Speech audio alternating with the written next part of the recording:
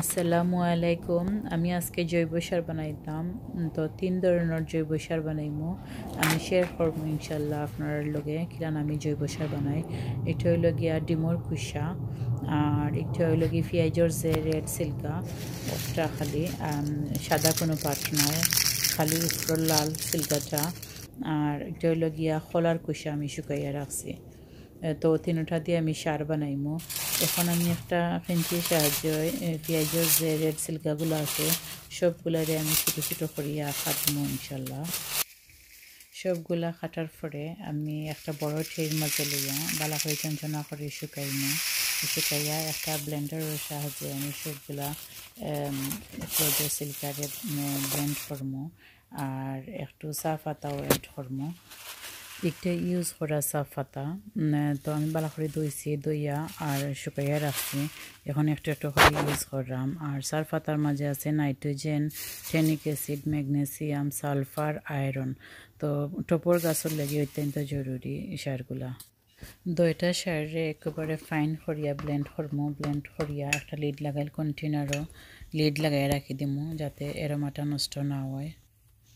আর গাছের প্রয়োজন মনে করিয়া আমি 10 থেকে 12 দিন পর প্রত্যেকটা গাছের জড়টারে একটু মাটিটারে লুজ করিয়া ও সারটারে আমি দিব।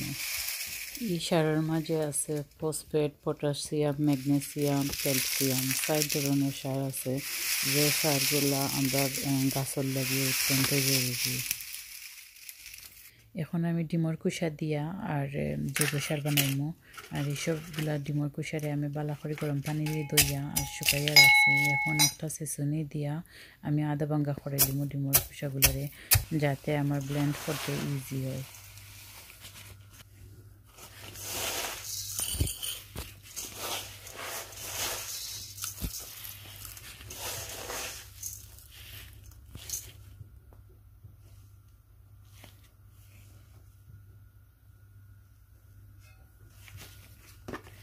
এখন আধা ভাঙ্গা যে ডিমর খোসাগুলো আছিল সবগুলারে আমি ভালোভাবে পাউডার বানাই দিচ্ছি। পাউডার বানাইয়া আমি একটা লিড লাগাইল, কন্টেনারও লিড লাগাইয়া আর সুন্দর করে রাখি দিব যাতে এরোমাটা নষ্ট না হয়।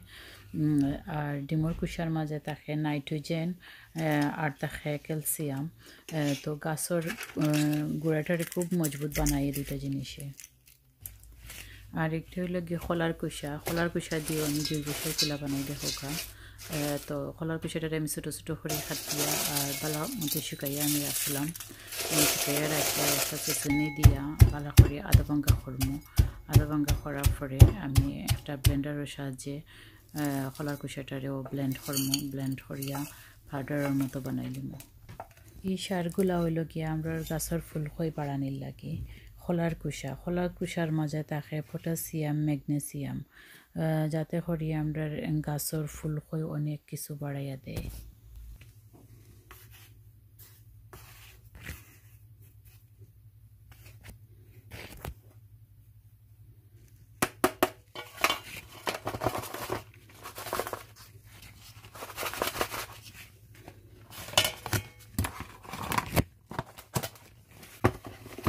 এখন তিনটা সারও আলহামদুলিল্লাহ বানানি হয়ে গেছে। লিড লাগাইয়া আর আমি সাইডে দিয়ে রাখি দিব। রাখিয়া আর 2টা লিকুইড সার আপনারা শেয়ার করবো। তো দেখো লিকুইড সার কিনে আমি কিলা বানাই।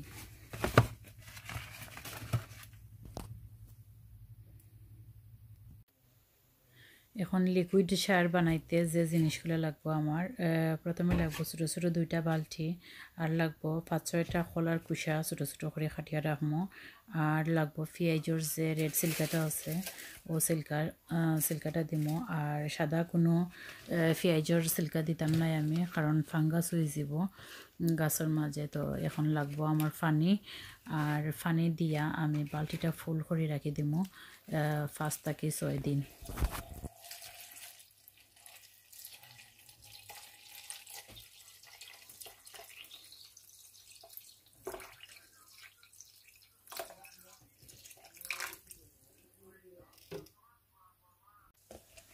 আজকে 6 দিন পরে সারগুলা রেডি।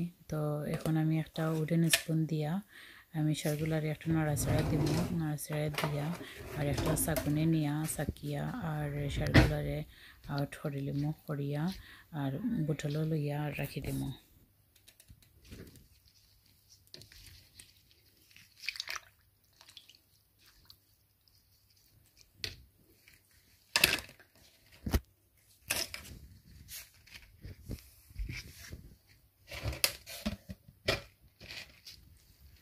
এখন সব সারগুলা রেডি, আমি শেয়ার করলাম আপনারা দেখলাম আমি জৈব সার বানাই।